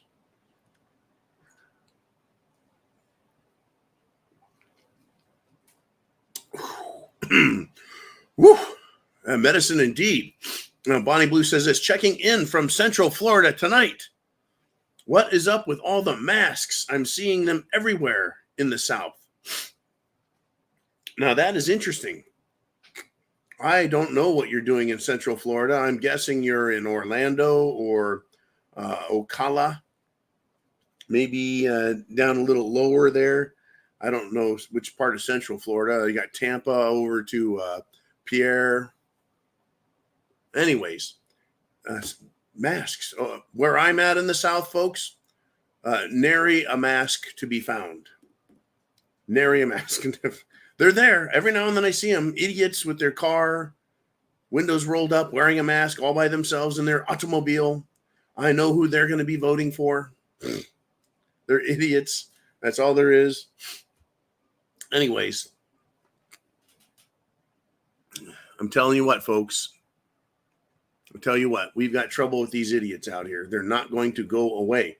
Bonnie, I don't know what's up with all the masks. You must be in some very liberal areas. Be very careful. That having been said, enjoy Florida. Enjoy the South. I'm glad you're down here amongst some of the most sane people on the planet. And I say that tongue in cheek, but I also say that because I believe it to be true. I believe it to be true.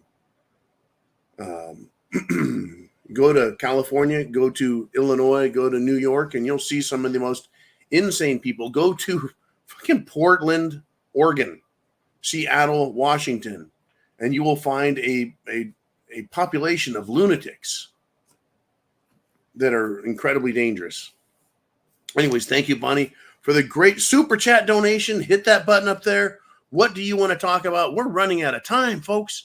I didn't think my voice would make it to 2 hours, but here I am. Here I am. Oh, good God. It's Diorce with a 1776 super chat donation. Pow. I tell you what, folks, the Declaration of Independence is going to take on a life like you can't believe. The Constitution we already quote, but without the Declaration, the Constitution can just be wiped. It's just paper. It's just paper. Oh, the Constitution is just paper. It was the Declaration of Independence that threw the ball in that the Constitution hit out of the park, folks. It is the Constitution. It is the Declaration of Independence. It is a 1-2 punch that knocked out tyranny. 1776, folks. We're going to have our turn. We're going to have our turn. Folks, get this. In 50 years, what is 50 plus 2024? It would be 2074. In 2 years, we're going to be at literally 250 years in. In 2 years, we're going to be, 50 years away. I don't think we're going to make it. I think this fucking country is going to be torn apart by people like Biden, Hillary, Obama, George Soros, the World Economic Forum, the central banking system. That cartel is going to fail. In fact, prediction right here. Thank you, Diorce. You're the man. My prediction is that regardless of who wins the election, whoever is inaugurated as president in January of 2025, regardless, the banks will let the system fail.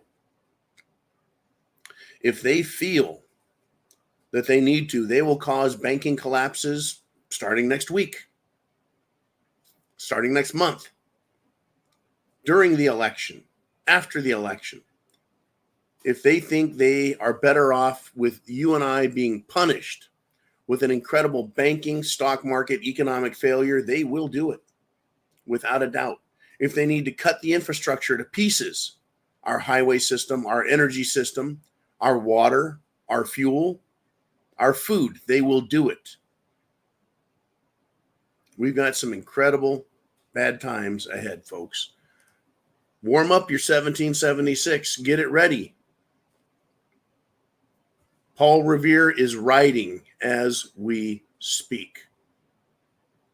I would call them the brown pants instead of the red coats. The brown pants, whether they're dirty from another country or shitting their pants, the left wingers, right? The brown pants, they're out there. All right. Thank you, Dior's. Mr. Uman, where do we roll from here? It's Will Sevy again with a $5 super chat donation. He says, no armed ticket here. Was it a test to see how many would go along with anything they want? For some reason, I'm not understanding this. Perhaps my brain is a little tired. I don't know. No armed ticket here. Was it a test to see how? Oh, I know what you're talking about. He's talking about the Jim Jones juice. Arm ticket, right? Jabbo, jabbo, jabbo. He's saying, Will, is that he didn't get the Jim Jones juice. Was it a test to see how many would go along with anything they want? It was a test, but there is also a penalty. There's a penalty. Let me help you out. Let me help you. Oh, man, I've got some shit I haven't even got to yet. Good God. Oh, remember, the test is real. The juice works. Remember that guy, Novak Djokovic? He was the #1 tennis player in the world when Cerveza bug hit. And they said in Australia, he was not allowed to come play because he was unjuicinated. Well, the journalist, that's right, the mainstream media journalist who tried to have Novak canceled. Actually, he did get canceled in many places. Well, this jackass journalist has died suddenly while at the Australia Open. Novak Djokovic was also denied entry into the United States of America by the Biden administration because this jackass journalist wanted him canceled. Well, guess what? He has died. Anyone? Bueller? Anyone? Yeah, I hear you, Will. They wanted to find out how many would go along with it. They needed to know, will the people just believe anything? A lot of people did. They sure did. I didn't want to go through this without talking about this. Let's see, I talked about that. But there's a lot more here, folks. This is what I wanted to also hit on this with regard to Jim Jones juice. It was a test. Cancer cases are on the rise. And in 2024, based on the number of cases, the growth curve is going up and up and up. 2024, we're going to hit a record number of cancer cases. What changed? Take a wild guess as to what has changed in America and around the world. That in the last few years, cancer cases have been on the rise, and now they're going to hit a record high. What changed? What changed? Now, I do want to get to this, folks. I do want to get to this. Joe Biden has once again warned, quote, if you really want to worry about the government, you need an F-16. Joe has made statements like this in the past, folks, and he's done it again. If you see it in the news, it's because he's still saying it. In August of 2022, Joe Biden went off script, and he went after me and you as right-wing Americans in Pennsylvania. Right? This is what he says. Quote, for those brave right-wing Americans, he's chiding us, he's fucking with us. For those brave right-wing Americans, if you want to fight against the country, you need an F-15. You need something little more than a gun. I'm not joking. That's what he said. We aren't going to fight against the country, Mr. Biden. We are going to politically fight against Democrats, rhino Republicans, and unscrupulous, unconstitutional bureaucrats. That's who the fight is against politically. And yes, we have shotguns. Joe Biden, folks, that's what he says. Now, I've got something else for you that you're going to find very, very fascinating. Very fascinating. Are you ready for this? This was incredible when I heard this. the MSNBC host. His name is Eli. And many people say he looks like a human Q-tip. Right? He's this dude, and he's got this big, giant white hair. He is whacked out of his mind. And he was on television, MSNBC. And he claimed, folks, that Joe Biden can order a preemptive strike on Mar-a-Lago against Donald Trump and call it a rebel stronghold, folks, a.k.a. they're insurrectionists and they're planning to take over the country. So Joe Biden, seeing that there's a coup d'etat in the making with the election and the election results, has a right, if you can believe it, he's making this claim. The human Q-tip, Mr. Eli, is making the claim that Joe Biden can go in there, arrest Trump, and start arresting anyone that they consider to be insurrectionists. Now, you have two choices if that begins to happen. You can allow yourself to be arrested, never to be seen or heard from again. Or you can resist and make the redcoats, well, red. Red. Folks, this has been an amazing show. 2 hours. 2 hours, and we're still at 400 people live. 2 hours. All right, super chat donations. Let's do it. Pow, pow, pow. Miss Marilyn. Oh, she's back. And we got a peacock there. Awesome. A super sticker. $20 super sticker. Miss Marilyn, thank you very much. And from time to time, she sends in information for me to research, look up, and report on with you guys as preppers, Americans, patriots, and veterans, as well as sportsmen and people who like to shoot long range. Anyways, very good. Thank you. Holy cow. Oh, no. As I wear out, Blue Cord Devil realizes I need more medication. So he's looking out for me with an 18-year single malt scotch. Oh, no. Oh, no. Good golly. Blue Cord Devil, good to have you back in the house, man. I know you're here. And every now and then you show up. Well, quite frequently, actually. Thank you, sir. Here we go. Down the hatch. Prost. Salut. Cheers.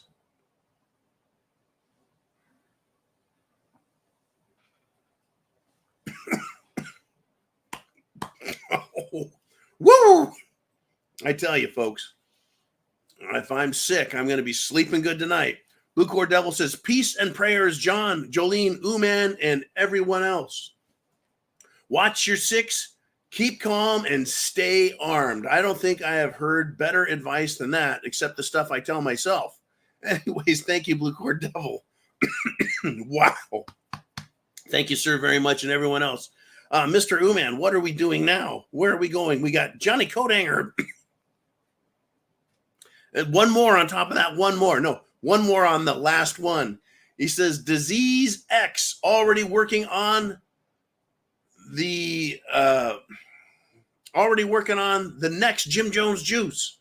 They don't know if it's viral or bacterial, but they have a new Jim Jones juice ready for you and me. You bet. How can you produce a vaccination for something you're not even aware of? Especially if they don't know if it's a vaccine or a bacteria. How is that possible? And if it were possible, wouldn't they already have a universal vaccination? Sure, of course they would. They would have a universal Jim Jones juice. Well, I'll tell you what, here. This is my suspicion. I'm not a scientist. I'm not an epidemiologist. That is, I don't study diseases and bacteria and viruses and shit. I'm just a regular guy. But we had Moderna, Johnson & Johnson, Pfizer, AstraZeneca, and there's others. I think there's 5, 6, or 7 really big pharmaceutical companies. And I think each one of them had their own version of a universal Jim Jones juice that they said, hey, you're going to love this. It's going to work freaking great. And it didn't. Well, if you were hoping it was going to cure you or save you from getting sick. But I think they tested they all had a different version of a universal. And they looked at the results from each of the different companies. And I think they know which one worked the best. That is to say, which one caused the most death instantly, Which one caused the most severe reactions? Which one caused people to become sterile? Which one to cause infertility? Which one to cause cancer? So now they're like, there's a disease out there. We don't know what it is, but guess what? We've got something to cure you. And by cure, we mean kill. Wow. Expect more. Expect it. Oh, I tell you. Oh, Nelly, you couldn't be more right, Johnny Coathanger. Let's do this. Thank you, sir, and for all your great questions tonight. We got another one. We passed the 2-hour mark, and as long as you guys are doing super chats with questions, comments, thoughts, predictions, prognostications, I'll sit here and handle it with you. We got Chin Music. He's back again with a $4.99 super chat donation. He says, we are in for the biggest financial rug pull of all time. Of all time. That's how Muhammad Ali used to say it. Muhammad Ali. I'm the greatest boxer of all time. Float like a butterfly. I sting like a bee. Okay, that guy. But Chin Music's talking about not fighting.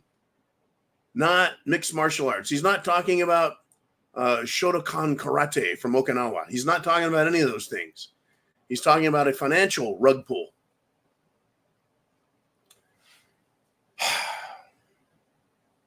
The people that say you will own nothing and be happy, they have suffered and suffered and suffered with the people of America and indeed the world, thinking that they, those little, small, regular, little people like me and you, little piss ants is what they think of us as. They have suffered with the notion of us thinking we own the land. Now, there's this thing, and listen to the word. It's called allodial title. Allodial title means you own the land, and there is no way it can be taken from you. The title was called allodial title. Now you have title in fee or in fee simple, meaning you will pay your fucking fee or the government will take your land and sell it for you to satisfy their tax, their lien, their fee. We had allodial title in the United States of America till about 130 years ago. And then some court somewhere decided that the government has a right to tax your real property. And they tax it as if it is rental property. That's how they got away with it. They consider it to be income producing in some fashion. And so a taxable event has occurred, therefore they can tax your land. Just as you have a driver's license, yet you don't drive unless you're a taxi driver or a truck driver.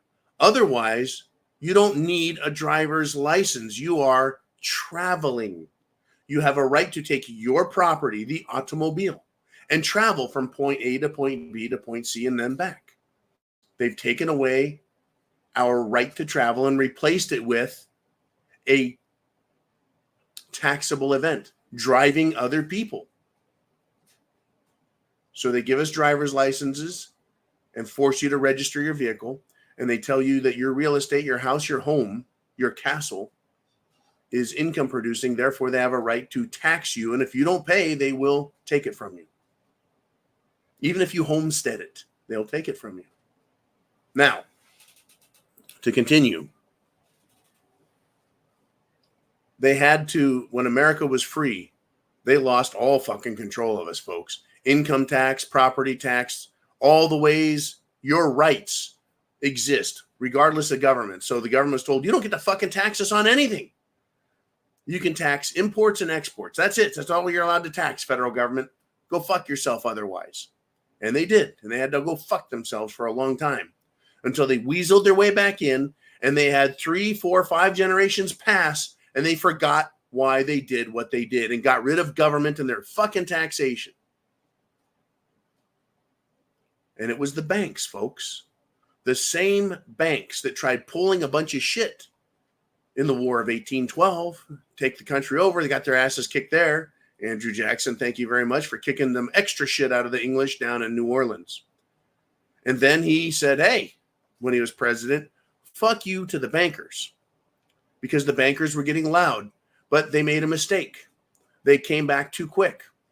Americans remembered what banks are all about, and Andrew Jackson threw the fucking Bank of England out of America again. But he passed away. Andrew Jackson moved on, and they got to the point where they wanted to have the Civil War. And so the English bankers and others supported the war, got it to happen, so they could crush this nation and in turn cheat America out of its liberties and freedoms. And they converted the country, folks. They converted Washington, D.C. into its own private little corporation.